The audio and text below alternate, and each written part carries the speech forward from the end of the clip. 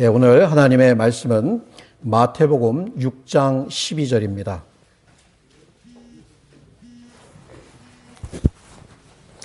마태복음 6장 12절 우리 다 같이 한 음성으로 읽도록 하겠습니다. 시작. 우리가 우리에게 죄 지은 자를 사하여 준 것 같이 우리 죄를 사하여 주옵시고. 함께 기도하겠습니다. 주의 말씀은 영이요 살아있는 하늘의 양식이며 우리의 손에 들려준 성령의 검인 것을 고백합니다. 하나님의 말씀에 능력이 있다고 말씀하시고 거기에 빛이 있다고 말씀하여 주십니다. 그러므로 오늘 이 말씀을 강론하는 저나 함께 이 말씀을 받는 우리 모두가 하나님의 음성을 듣는 시간이 되게 하시고 하늘의 양식을 맛보는 시간이 되게 하셔서 다음 한 주간 살아갈 때에 바로 그 말씀의 빛을 따라 지혜롭게 행하는 우리 모두가 되도록 축복하여 주옵소서. 예수님의 이름으로 기도합니다. 아멘. 여러분은 누군가를 진심으로 용서하지 못한 채 살아본 적이 있으십니까?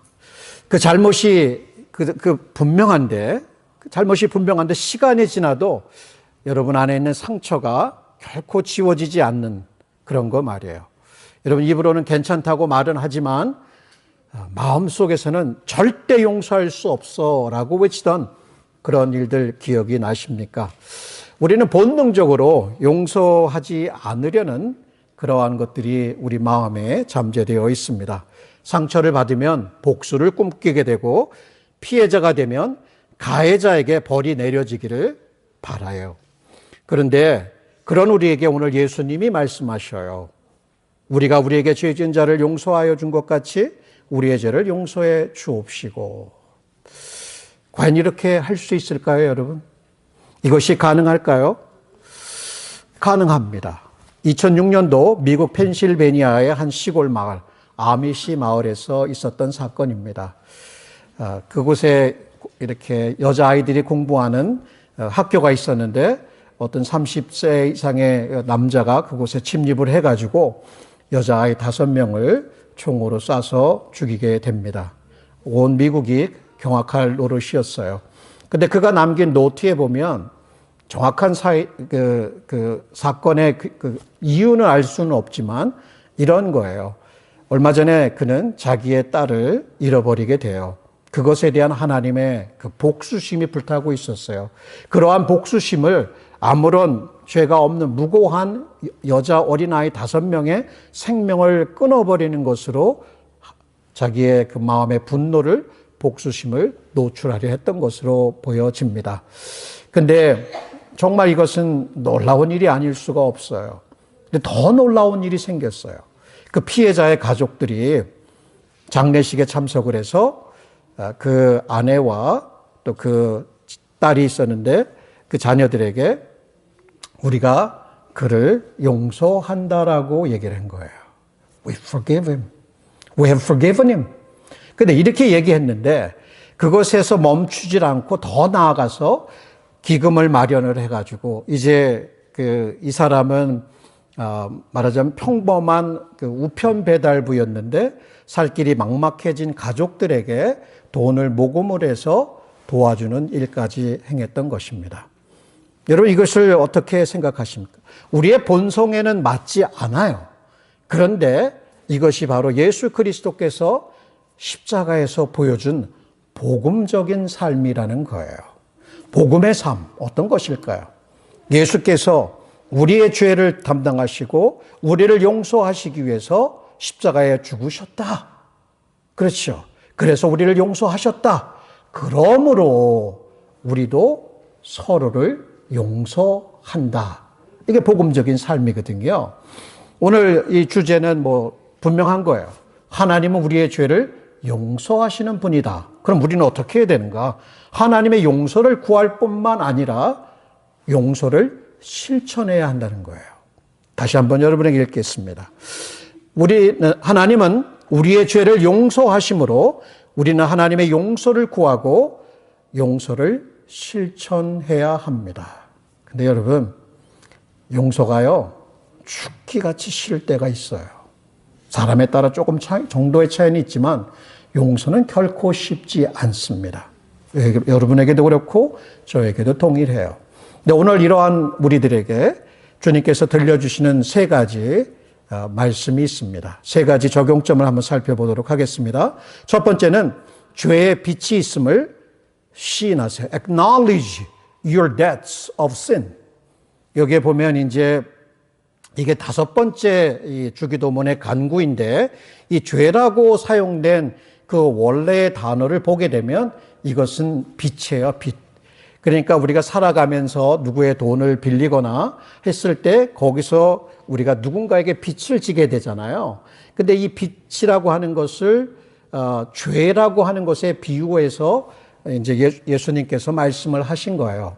우리가 하나님께 도덕적인 빚을 지고 있다.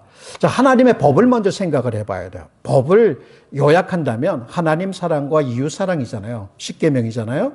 그러면 그 도덕법에 비추어서 우리가 어떻게 살아왔는가, 우리의 마음과 우리의 생각과 우리의 언어와 행동이 과연 이 하나님의 사랑의 법에 얼마만큼 부합해서 살아왔는가, 우리는 다 파산했어요. 우리의 생각이요, 우리의 미움과 증오가 있고 분노가 있고, 우리에게 조금 잘못한 사람들 혹은 크게 잘못한 사람들, 우리의 가정에 해를 입힌 사람들, 우리의 인격을 갉아먹는 사람들, 우리 뒤에서 우리를 마구 씹어버리는 사람들, 우리는 그들을 향하여 하나님의 공의가 이루어지기를 원할 수 있어요. 그런데 좀 더 우리 마음을 살펴보고 우리의 삶을 살펴보면 우리는 하나님의 도덕법을 어긴 사람들인 거예요. 다시 쉽게 얘기하면 우리는 하나님 앞에 모두 죄인이에요. 어느 누구도 완전하게 그 법을 지킬 수 없다는 거예요. 근데 여기에 쓰인 그 단어가 복수 형태로 쓰여졌어요. 그러면 죄라고 하는 것에 비추어서 그러니까 죄가 어떤 것인지를 우리가 살펴볼 때 왜 복수형을 썼는가? 우리 죄가 많고 깊고 크다는 것을 보여주는 거겠죠. 예를 들면 이런 거예요. 하나님의 법은 어겼고 하나님이 이것을 넘지 말아라고 하는 선은 넘어가 버렸고 하나님께서 저 관역을 향해서 쏴라 그랬는데 관역을 적중시키지 못하거나 넘어가 버린 거예요. 그리고 하나님의 그 충성됨, 변치 않는 그 사랑에 대해서 우리가 얼마나 불성실하게 그분을 대하고 있는가. 여러분, 남 얘기할 것 없는 거예요. 오늘의 설교는 바로 저와 여러분의 이야기인 거예요. 우리가 얼마나 하나님 앞에 하나님의 법에 큰 죄인인가. 윌리엄 바클레이는 이런 말을 했어요. 우리 모두는 하나님과 사람에 대한 의무를 완벽하게 다했다고 감히 말할 수 없습니다. 그런 완전함은 이 세상에 존재하지 않습니다. 라고 얘기했어요. 여러분, 죄를 고백하기를 꺼려하는 분들이 있어요. 교회 생활 열심히 하고 또 사회에서 나름대로 선한 일들을 많이 한 경우에 혹은 자기의 의가, 종교적인 의가 마음에 가득 채워져서 자기의 죄를 보지 못하고 자기가 어떤 회개를 하거나 죄를 고백하는 일에 있어서 마음이 높아져서 결코 죄를 하나님과 사람 앞에 고백하기를 꺼리는 사람들도 꽤 돼요. 그리고 일부 이단 종파 같은, 특별히 구원파 같은 경우에는 칭의를 영화라고 얘기해요. 그러니까 예를 들면 이런 거예요. 하나님 앞에 우리가 의롭다함을 받았다라고 하는 것을 어떻게 해석하냐면 우리가 매일같이 짓는 일상적인 죄가 없는 것처럼 얘기를 해요. 그래서 내가 일상적인 죄를 고백을 하게 되면 하나님께서 그 아들 예수 그리스도를 통해서 이루신 칭의를 부정하는 것이라고 얘기하는 사람들이에요. 마치 이 사람들은 천국에 간 것처럼 이미 영화의 상태에 이른 것처럼 칭의를 생각하는 거예요. 그러나 칭의라고 하는 것은 복음의 놀라운 교리이고 이것은 하나님의 법정에 섰을 때 우리가 유죄 신분에서 벗어났다라고 하는 것을 얘기하는 거예요. 이것은 사법적인 judicial justification인 거예요. 우리가 매일같이 생활하는데 생각이나 말과 행동으로 짓는 우리의 발에 묻는 때를 여러분 기억하시죠? 그 예수님께서 제자들의 발을 씻기시는 사건을 생각해 보면 정말 우리가 매일같이 짓는 죄를 하나님 아버지께 자녀들로서 용서를 구하는 것은 그 잘못을 하나하나 시인하는 것은 너무나 당연한 거예요. 근데 그것을 안 하겠다, 그것을 거부하겠다는 것은 잘못된 거예요. 우리가 죄가 없다고 하면 우리가 하나님을 거짓말로 만드는 것과 같은 거예요. 사도 베드로도 예수님께서 발을 씻기려고 하니까 뭐라고 얘기합니까? 어우, 주님이 내 발을 씻겨요. 절대로 그렇게 할 수 없습니다. 내가 네 발을 씻기지 않으면 너와 내가 상관이 없다라고 얘기해요. 그래요? 그러면 제 손도 씻어주시고요, 제 머리도 씻어주세요. 이미 너는 목욕해서 깨끗하여졌으니 발만 씻으면 된다. 무슨 얘기예요? 우리가 일상적으로 그 팔레스타인이라고 하면 걸어다니면 거기에 오염물 때들이 묻잖아요. 도덕적인 의미에서 우리의 생활 속에서 그러한 죄악들이 우리의 마음에, 우리의 생활에 침투해 들어올 때 우리 하나님 아버지 앞에 그것을 가져가서 마치 자녀들이 부모님에게 잘못을 고백하듯이 고백하는 것 중요하다는 거예요. 이 고백의 의미는 영어로 acknowledge인데, 이 고백의 의미는 주님과 함께 이렇게 주님이 생각하는 것과 똑같은 생각을 품고 그가 말하는 것, 그가 시인하는 것을 그대로 동의한다는 거예요. 그러니까 하나님이 우리 죄를 이렇게 보시면 그것에 대해서 우리가 아니라고 부정하지 않고 그분과 함께 동의한다는 뜻이 있습니다. 여러분 어떠십니까? 여러분은 하나님 앞에 죄를 고백하는 것을 쉽게 고백하실 수 있습니까? 아니면 여러분의 자기의가 눈을 가리고 교만이 눈을 가리고 여러분의 종교적인 열성과 그 어떤 섬김 때문에 여러분의 죄가 보이지 않으십니까? 우리는 죄인입니다. 매일같이 죄를 짓고 있어요. 세월이 흐르면 흐를수록 더 죄에 민감해질 수밖에 없고 그 죄책감에 사로잡혀 살려고 하는 것은 아니지만 그 죄를 하나님 앞에 고백하는 것은 너무나 당연한 것일 수 있습니다. 근데 이것을 거부하는 경우가 있어요. 사실 우리 본성이 그걸 거부를 해요. 여러분, 우리 과거 일제의 다스림을 받고 그 전쟁 시에 위안부들도 끌려가고 역사적으로 일본이 한국에 범한 많은 죄악들이 있어요. 근데 그것들을 고백하는 거 쉽게 합니까? 고백하지 않아요. 혹시 양심 선언을 하고 있는, 여기 이제 제가 소개해 드리려고 한 이치노에 쇼고라는 사람, 이 승려예요. 이 사람은 그 사제, 자기의 선조들이 범한 그 만행에 대해서 한국 사람들에게 우리가 잘못했다라고 하는 사죄의 비석을 세운 사람이에요. 그랬더니 극우 사람들이 이 사람에게 얘기해요. 너 왜 그러냐? 우리가 하지도 않은 일을 왜 그러냐? 우리 자자손손 대대에 걸쳐서 우리가 이렇게 잘못한 것들을 그들에게 심겨주고 이런 죄책감 가운데 살아가게 해야 되겠느냐? 우리가 한국의 인프라를 건축해줘서 얼마나 한국이 지금 잘 살고 있냐? 그들은 우리에게 감사치도 않는데, 뭐 이런 식의 발언을 하는 것에 대해서 이 이치노에 쇼고는 안 그렇다. 나는 그 일본 사람이기 전에 또 그 어떤 종단이 있어요. 불교 종단에 소속된 승려이기 전에 나는 석가모니의 제자다. 내가 내 죄를, 우리의 죄를 고백하지 않으면 나는 석가모니의 제자가, 이렇게 불교의 승려조차도 일본 사람들이 그를 마구 공격해도 한국민에게 잘못했던 것을 고백하는 것. 여러분, 이게 고백이 이렇게 쉬운 게 아닐 수 있어요. 우리 아이들도 이렇게 체벌을 하다 보면 어떤 아이들은 쉽게 고백하는 경우도 있지만 끝까지 고백 안 하는 경우 있어요. 여러분 어릴 때 혹시 부모님에게 체벌을 받을 때 쉽게 자기의 죄를, 자기의 잘못을, 과실을 고백하셨어요? 아니면 알면서도 끝까지 이유를 딱 물고 절대로 난 잘못 없어, 이렇게 하신 분이 있을 수도 있을 것 같아요. 하나님 앞에 우리의 죄를 고백하는 것 중요한 겁니다. 여러분, 이 고백과 함께, 이 입술로 시인과 함께 여러분에게는 많은 자유함과 평안을 누릴 수 있어요. 어떤 한 청년이 음란물에 중독이 됐어요. 그러니까 남들에게 말도 못하고 마음의 두려움과 마음의 걱정이 가득했어요. 왜냐하면 내가 이런 사람인 것을 우리 교회 사람들이 알면 나는 결코 용납받지 못하고 이곳에서 쫓겨날 거야, 이런 생각을 했던 거예요. 그래서 자기 자신은 절대로 용서받을 수 없다라고 하는 그 깊은 죄책감과 좌절 가운데 있을 때 어느 날 소그룹 모임에서 그가 상세하게 자기의 음란물 중독에 대해서 고백하기 시작합니다. 그런데 우리 공동체 이 교회 분들이 그를 안아주고 품어주면서 그를 이렇게 용서하고, 또 하나님께서 용서하셨겠죠. 그래서 그 교회 일원으로서 그를 위해서 기도해주는 그 사랑을 느끼게 됩니다. 그가 한 고백이 이런 거예요. 고백하는 그 순간 나를 짓누르던 죄책감이 사라지고 하나님과 공동체의 용서와 사랑이 밀려오는 것 같았다. 그 이후 주님을 더 깊이 신뢰하게 되었고 공동체와의 관계도 회복되었다는 것을 말하고 있습니다.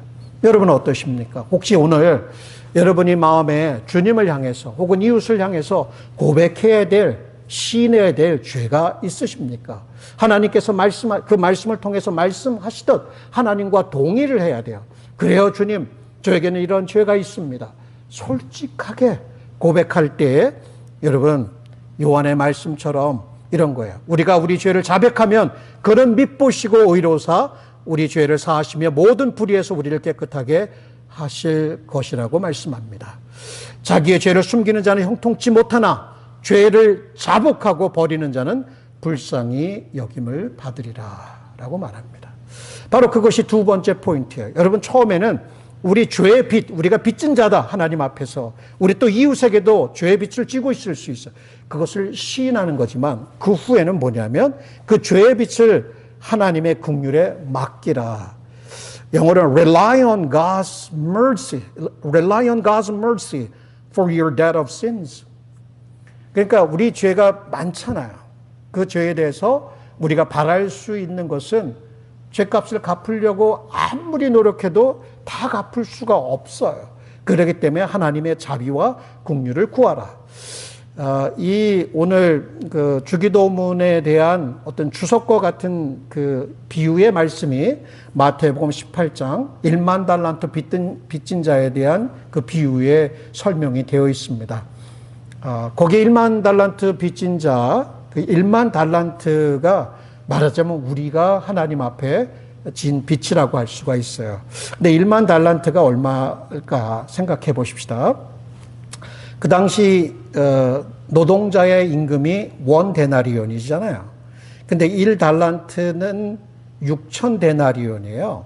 그럼 6천 데나리온을 여러분이 매일같이 하루하루 일해서 한 데나리온을 받고 일주일에 6일을 일한다고 치면은 1000주입니다. 1000주. 1000 weeks가 돼요. 그럼 이거를 이제 연도로 계산해 보면 19.2년이 조금 넘는 거예요. 원 달란트가. 근데 이 원 달란트가 몇 개예요? 10,000개가 있다는 얘기예요. 이거를 좀 연도로 계산해 보면 16만 년이 넘는다는 거예요. 이게 세지 마세요.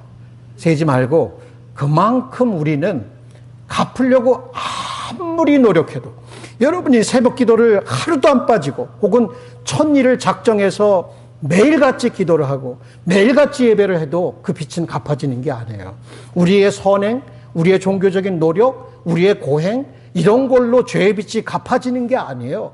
우리의 죄의 빚은 너무나 크기 때문에 아무도 갚을 수 없기 때문에 하나님의 아들 예수 그리스도께서 십자가에서 우리의 죄를 짊어지시고 죽으셨고 부활하셨다는 거예요. 이 복음을 우리가 믿음으로 받아들이고 하나님의 아들 예수 그리스도를 영접하여 드렸을 때에 우리에게 의롭다 하고 칭해 주시면서 우리의 죄를 씻어 주시는 그 하나님의 은혜, 그 하나님의 긍휼, 그 하나님의 자비. 아니, 만달란트를 갚을 수 없는 우리가 의지할 것은 무엇입니까? 하나님의 자비인 거예요. 여기도 보면 시편 기자의 고백이 너무나 맞는 거예요.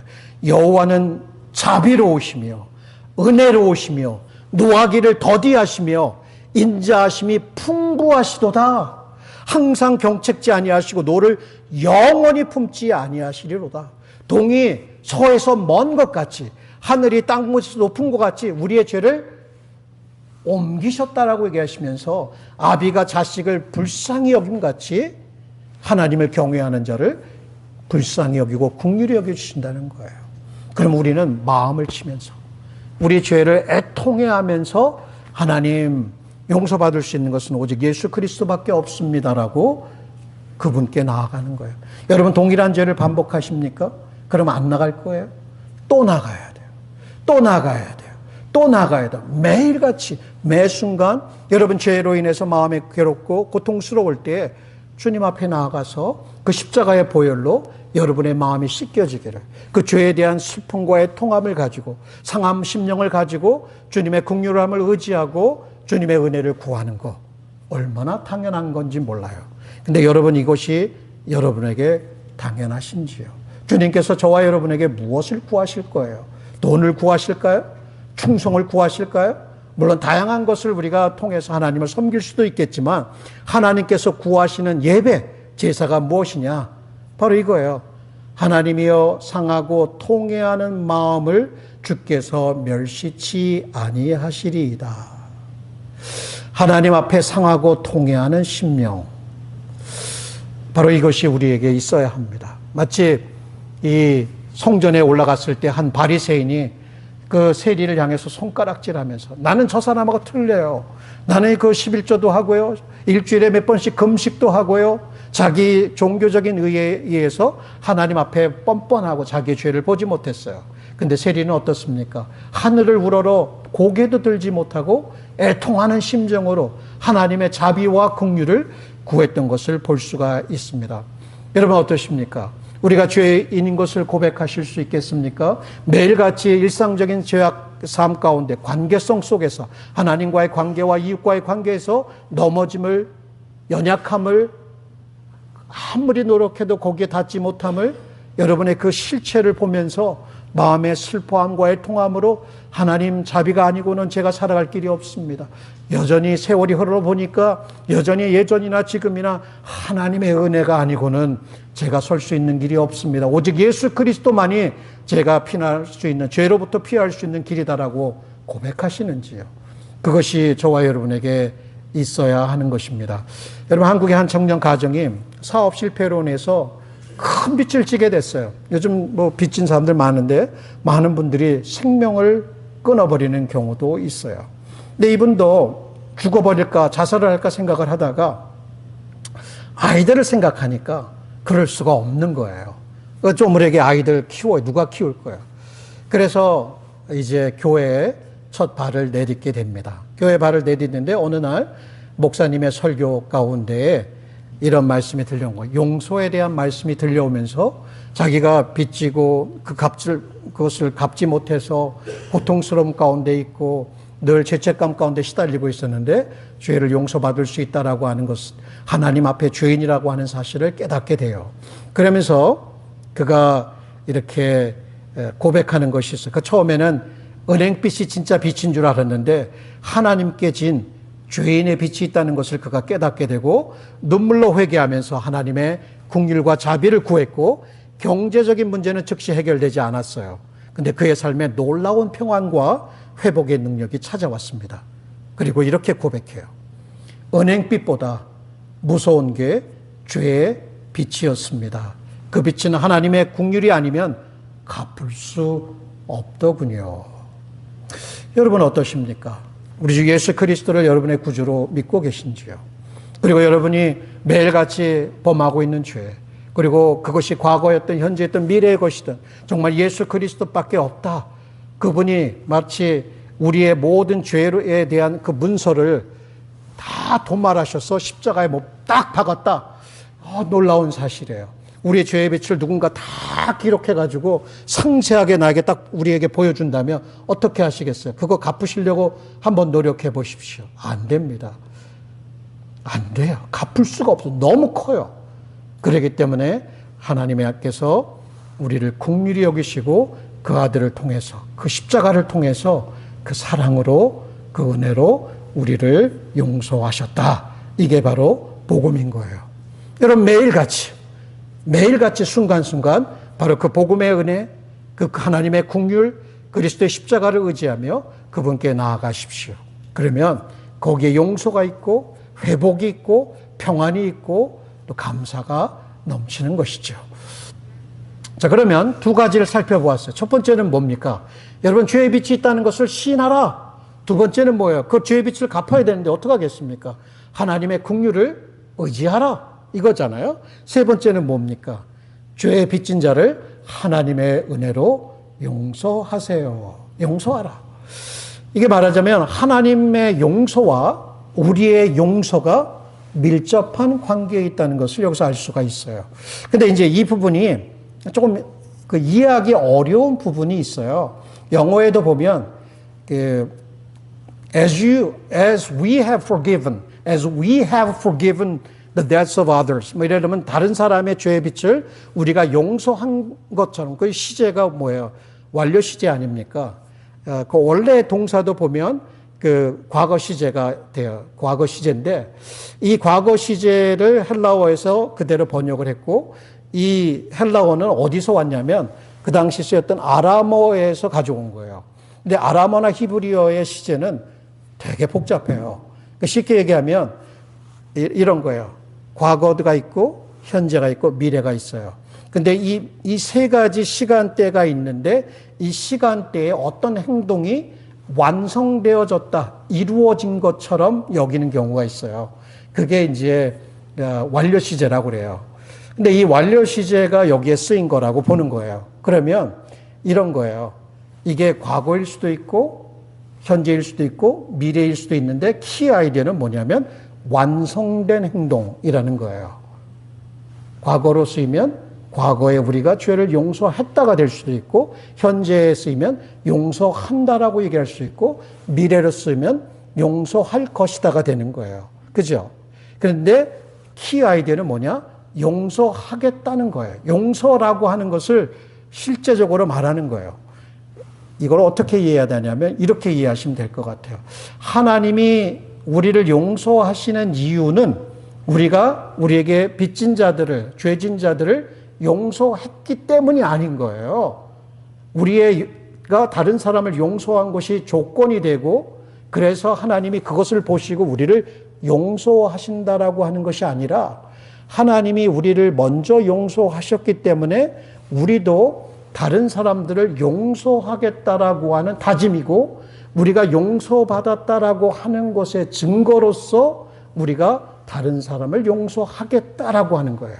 이해가 다시 한번요.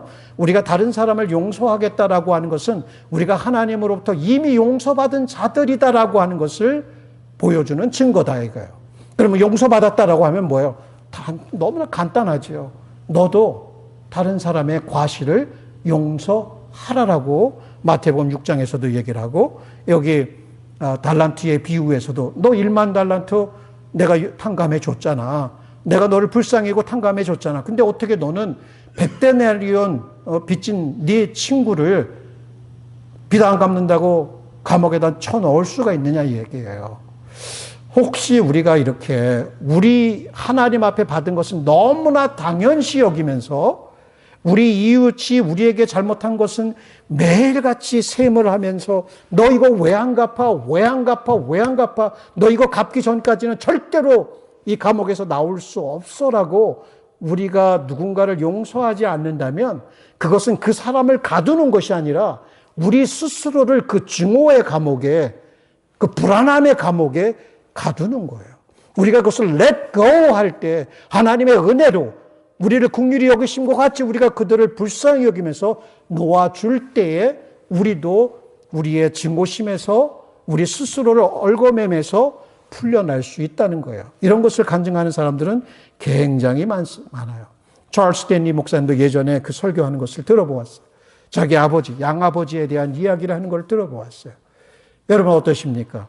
여러분에게 있어서 남을 용서하는 거 여러분에게 실제로 돈을 꿔줬는데 안 갖고 도망간 사람이 있을 수도 있을 거예요. 아까도 이건 말씀을 드리지 않았는데 한국에서 있었던 실제적인 사건이에요. 애들이 하도 그 친구를 왕따시키고 그러니까 그 친구가 자살을 해버렸어요. 그러면은 얼마나 그 부모님이 마음이 아플 거예요. 그러니까 그 가해자 부모하고 가해자들이 장례식에 참석해서는 마치 무슨 굉장히 슬픈 척하면서 용서를 구하는 척해요.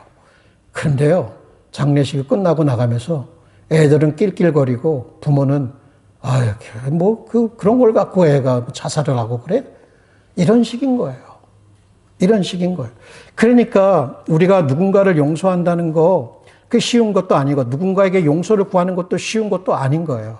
그러니까 우리는 너무나 가식적인, 종교적으로도 그렇고 세상적으로도 너무나 형식적인 그런 마음의 찢어짐이 없는 가운데에 남들을 용서도 구하지 않고 하나님의 용서도 구하지 않고 용서도 실천하지 못하는 우리의 연약함이 있는 것을 보게 됩니다. 머리로는 다 알아요, 여러분. 그런데 실제로 우리에게 해를 입힌 사람들, 우리에게 빚진 사람들, 우리의 이름을, 우리의 명예에 타격을 준 사람들, 우리의 가족들을 해하려고 하는 사람들, 이런 일들이 너무나 비일비재하게 주위에서 일어나고 있어요. 교회 안에서도 일어나고 있어요. 이럴 때 우리가 어떻게 회복되어질 수 있을까? 하나님의 은혜예요. 하나님의 긍휼하심이고 우리가 그러한 용서를 받았기 때문에 우리 이웃을 용서하는 것, 그것이 필요하다고 예수님께서도 여기에 우리에게 너 용서 받았지? 그러니까 너도 이웃을 용서해라고 얘기를 하는 거예요. 여러분, 근데 왜 우리가 용서를 잘 못할까요? 우리가 1만 달란트 하나님 앞에 빚진 것을 탕감받은 것을 까먹어서 그런 건 아닐까요? 여러분, 나는 그래도 이달 입대까지 누구한테 해 끼치지 않고 그래도 그런 만큼 웬만큼 살아왔어. 나 그래도 교회 생활 열심히 해. 뭐 이런 걸로 자기 스스로의 죄를 이렇게 과소평가하고 이렇게 축소하는 경향은 있지 않은지요. 존 스타트 목사님의 말이에요. 우리 죄가 하나님께 끼친 엄청난 죄악을 깨닫게 되면 다른 사람들이 우리에게 끼친 상처를 비교할 수 없을 정도로 하찮게 보입니다. 1만 달란트에 비해서 100달러는 하찮다는 얘기예요. 반대로 만약 우리가 타인의 죄를 과장하는 경향이 있다면 그것은 우리의 죄를 작게 여긴다는 증거입니다. 1만 달란트의 비유가 이런 것들을 우리에게 잘 설명해 주고 있습니다.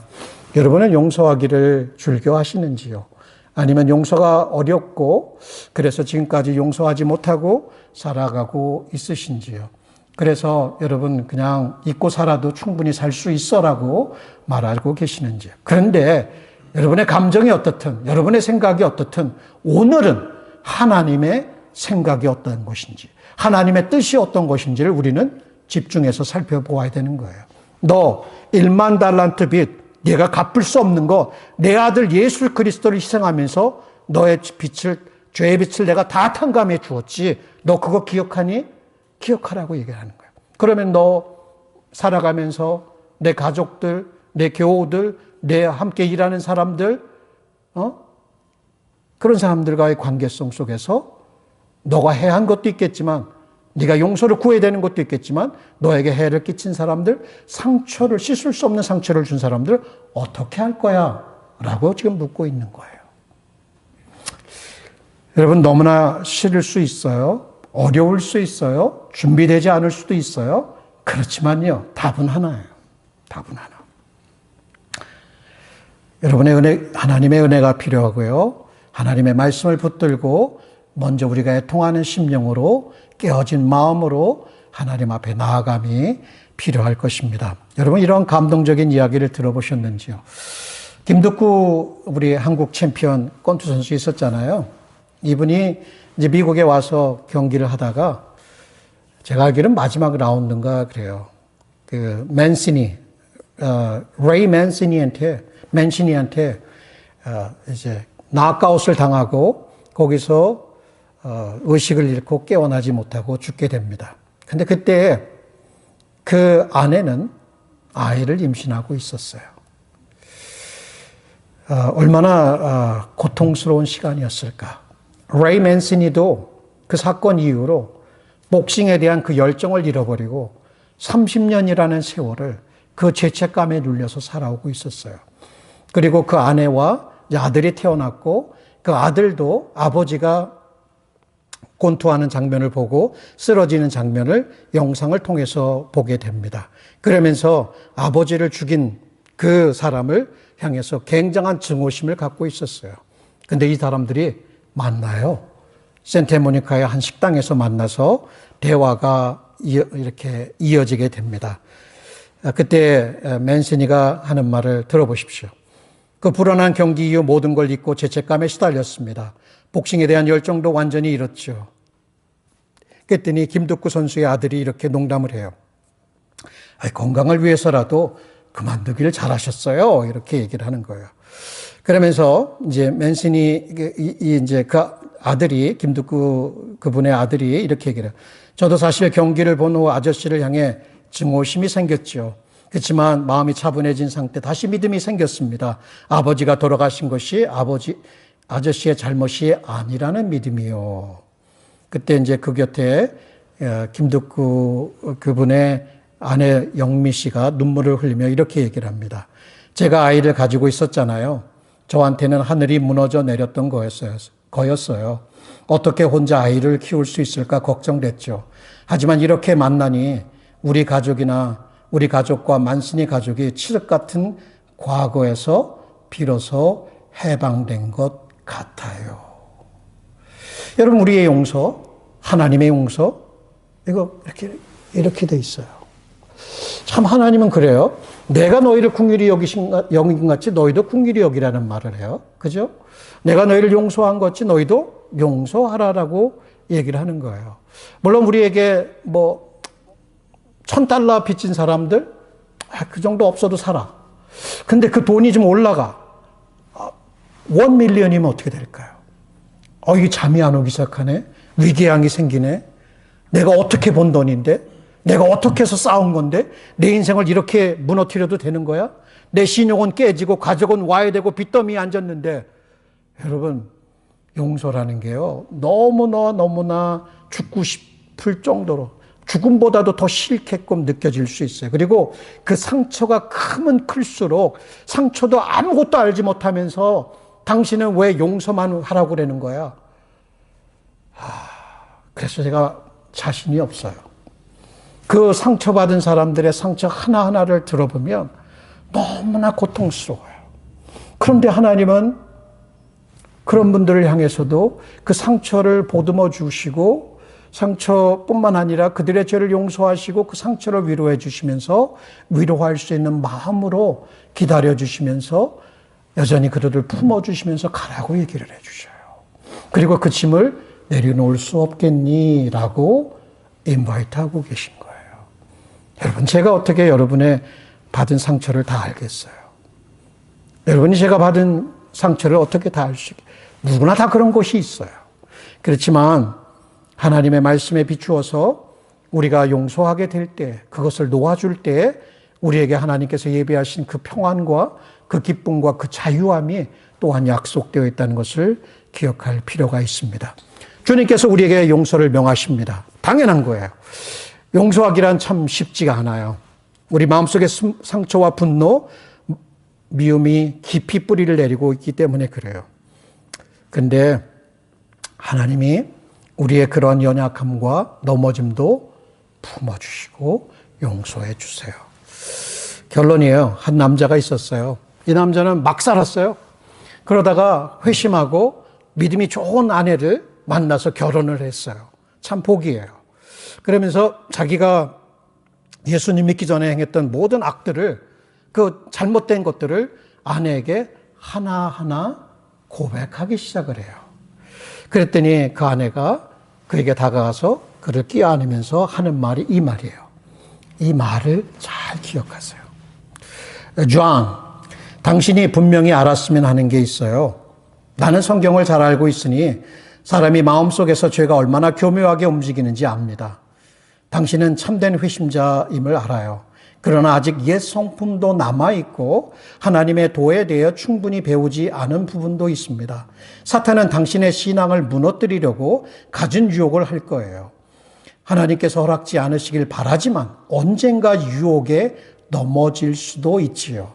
그때 사탄은 절망하고 계속 죄의 길로 가라며 나에게 말하지 말라고, 아내에게 말하지 말라고 할 거예요. 하지만 존, 여기에 당신이 돌아올 집이 있어요. 내가 당신과 결혼할 때는 당신의 새 성품뿐만 아니라 옛 성품도 사랑하기로 한 거예요. 어디서 어떤 일이 벌어지든지 이미 완전한 용서가 준비되어 있음을 기억해 주세요. 이 아내의 사랑은 하나님께서 우리에게 베푸시는 사랑과 자비의 은혜를 아름답게 표현하고 있어요. 우리도 연약하고 넘어질 수 있어요. 하나님이 이 모든 것을 이미 다 알고 저와 여러분을 위해서 그리스도 안에서 용서를 준비해 주셨습니다. 이처럼 하나님께서 우리를 용서하신다면 우리도 주님께 순종하며 우리에게 죄 지은 자들을 어떻게 해요? 용서할 수 있어야 되는 거예요. 하나님께서 우리를 용서하신 것처럼 우리도 서로 인자하게 불쌍히 여기며 용서해야 한다. 이것이 에베소서 4장 32절 말씀이에요. 여러분 들어보십시오. 서로 인자하게 하며 불쌍히 여기며 서로 용서하기를 하나님이 그리스도 안에서 너희를 용서하심과 같이 하라. 주님께 용서를 구하며 동시에 이웃을 용서하는 순간 어떻게 돼요? 우리는 진정한 자유와 평안을 누리게 됩니다. 하나님의 은혜 없이는 불가능해요. 하나님께서 은혜를 간구할 때, 하나님께 은혜를 간구할 때 그분의 능력으로 이루어질 수 있습니다. 오늘도 겸손한 마음으로 하나님의 용서를 구하십시다. 그리고 그 용서가 우리 안에 흘러 넘쳐서 이 땅에서 삶 속에 사랑과 평화를 이루는 복된 저와 여러분이 되시기를 축원합니다. 오늘 이 말씀을 들었습니다. 우리 함께 기도하는 시간을 갖고 싶습니다. 여러분 혹시 하나님 앞에 여러분의 죄를 정말 진심으로 고백한 적이 없으신지, 또 하나님의 그 긍휼하심을 의지하면서 그 긍휼하심을 구해본 적이 있으신지요. 또 여러분이 용서해야 될 사람들이 있다면 그거 너무나 어렵고 힘들겠지만, 그 상처 때문에 너무나 아프겠지만 그래도 하나님의 은혜를 구하며 나를 용서한 것이 이렇게 큰데, 내 죄가 이렇게 큰데 나를 용서하셨다면 나도 용서하게 해달라고 하나님의 자비와 긍휼을 한번 다 같이 구합시다. 애통해하는 마음으로 하나님 앞에 나아가 기도하도록 하겠습니다. 오 좋으신 하나님 아버지, 사랑이 많으신 하나님 아버지, 어찌하여 우리와 같은 자들을 위해서 당신의 아들 예수 그리스도를 십자가 희생에 내어주셨는지요. 우리가 아무리 우리의 마음을 들여다보면 들여다볼수록 우리의 마음에는 죄악들이 많다는 것을 고백할 수밖에 없습니다. 기독교인으로서 믿음을 가지고 생활하다 보면 죄가 줄어들 것이라고 생각했던 착각하는 때가 있었습니다. 여전히 우리는 죄가 많습니다. 생각으로, 말로다가 우리의 관계성 속에서 행동으로 남에게 상처를 주기도 하고 상처를 받아서 관계를 단절하고 살아가는 경우도 많은 것을 주님 앞에 고백합니다. 하나님과의 관계는 어떻습니까? 하나님의 말씀을 듣지만 우리가 그 말씀을 들을 때는 기분이 좋을 때는 아멘으로 화답하지만 마음이 상할 때는 그 마음을 저버리면서 우리가 하나님을 저버리면서 행할 때는 얼마나 많았습니까? 사랑하는 하나님 아버지, 우리를 긍휼히 여겨 주옵소서. 당신의 아들 예수 그리스도의 희생을 기억하게 하여 주옵소서. 그가 십자가의 고통이 얼마나 큰 것인가를 기억하게 하여 주옵소서. 우리의 죄가 얼마나 많은 것을 기억하게 하여 주옵소서. 아버지 하나님, 우리가 우리의 자기 의로 인해서, 종교적인 의로 인해서 우리가 우리 자신을 또 제대로 바라보지 못하고 회개의 은혜가 우리의 마음 가운데 멈추었다고 한다면 하나님이 이 시간에 회개할 수 있는 영을 우리에게 더하여 주시옵소서. 그래서 하나님 앞에 정말 회개함을 통해서 자유함을 얻게 하시고 그 자유함이 아버지 하나님 우리에게 평화도로 이어지게 하시고 영적인 회복으로 이어질 수 있게 하여 주옵시고 우리 가정이, 우리 교회가 이 사회 속에서 우리가 변화되었을 수 있도록 전능하신 하나님께서 일하여 주옵시기를 원하오니, 오 하나님이여 이곳에 긍휼함을 베풀어 주옵소서. 오 하나님이시여 당신의 아들 예수 그리스도를 통하여 자비를 허락하여 주옵소서. 우리의 죄에 대해서 애통하는 마음을 가지게 하여 주옵시며 하나님의 용서할 수 있는 용기를 허락하여 주옵시기를 원하오니, 하나님이여 우리 가운데 일하여 주옵소서. 성령이여 일하여 주시옵소서. 성령이여 이 시간에 일하여 주옵소서. 우리를 새롭게 하여 주옵소서. 새로운 마음을 허락하여 주옵소서.